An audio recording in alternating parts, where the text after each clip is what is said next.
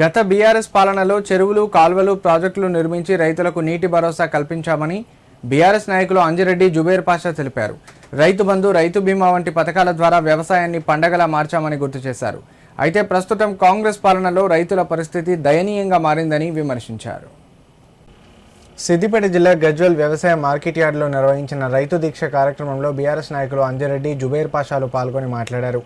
మాజీ సీఎం కేసీఆర్ పాలనలో రైతును రాజుగా నిలబెట్టిన తెలంగాణను ప్రస్తుతం కాంగ్రెస్ ప్రభుత్వం రైతును రోడ్డున పడేసిందని ఆరోపించారు.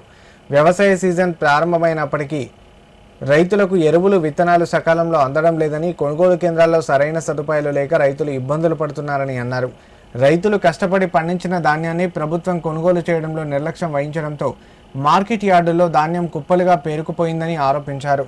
నమస్కారం. ఈరోజు గజ్వెల్ల మన కాన్స్టిట్యున్సీ ప్రతాపన్న ఇన్ఛార్జ్ ఆధ్వర్యంలో ఈ రైతు నిర్వహణ దీక్ష. దేనికంటే ఈ ఒడ్లు రైతులు పండించిన తర్వాత కూడా ఇన్ని రోజులు అయిన తర్వాత కూడా ఈ ఒడ్లు రోడ్లకు పరిమితం అవుతున్నాయి. ఇప్పటికైనా ఈ ప్రభుత్వం మేల్కొని ఇప్పటికైనా రైతులకు న్యాయం చేయాలని మేము ఇక్కడ గజ్వెల్ నుంచి తీవ్రంగా ఖండిస్తున్నాం. ఇంకా రాత్రి వర్షానికి ఇన్ని రోజులు వీళ్ళు పడిగాల్పు కాల్చుకుంటా ఎప్పుడు వస్తారు, ఎప్పుడు కొంటారు అని వీళ్ళకు చేసి రాత్రి వర్షానికి రైతులు ఘోరంగా నష్టపోయారు. ఈరోజు మనం ఉన్నది గజ్వెల్ వ్యవసాయ మార్కెట్లో 20 రోజుల నుంచి 30 రోజుల నుంచి ఈడనే ఉన్నాం సార్, మా ఒడ్లు కొంటే లేరు, మా బతుకులు ఆగమైనాయి సార్ అని తీవ్రంగా వాళ్ళు బాధపడుతున్నారు. వాళ్ళకు చూస్తే చాలా బాధాకరమైన విషయం.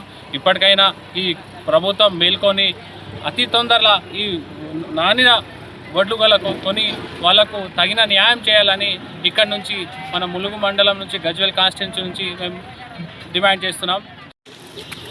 వడ్ల కొనుగోలుపై దీక్ష ఏర్పాటు చేయడం జరిగింది.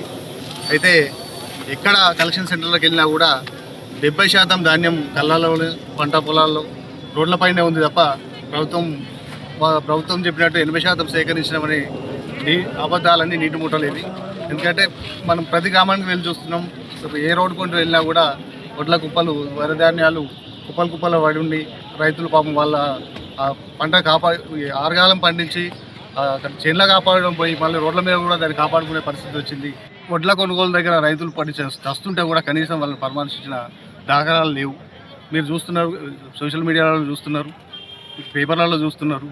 వీళ్లకు క్యాంప్ ఆఫీసులకి ముఖ్యమంత్రి ఫోటోలు పెట్టి ఉన్న ధ్యాస వడ్ల కొనుగోలు కేంద్రాలపైన లేదు. కాబట్టి ఇప్పటికైనా రాష్ట్ర ప్రభుత్వం, స్థానిక నాయకులు, ప్రభుత్వం ఉన్నటువంటి కేంద్రంలో ఉన్న బీజేపీ ప్రభుత్వం కావచ్చు, రాష్ట్రంలో ఉన్న కాంగ్రెస్ ప్రభుత్వం కావచ్చు, ఇప్పుడు రైతులను ఆదుకునే బాధ్యత మీ ఇద్దరిపైనే ఉన్నది. రైతులు పడే గోసను ఈ గోస కారణంగా వచ్చే ఎలక్షన్లో మీరు డిపాజిట్లు కూడా లేకుండా పోతాయి.